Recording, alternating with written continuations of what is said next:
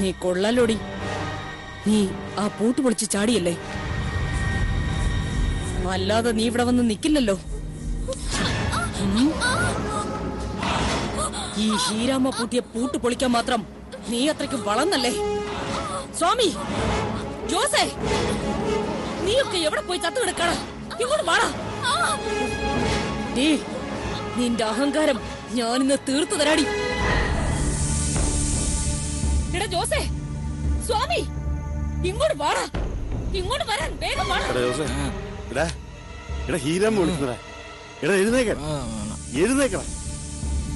ഒരുത്തനും ഇല്ലടാ അവിടെ. ഇവർക്ക് ഇത് എവിടെ പോയി കിടക്ക?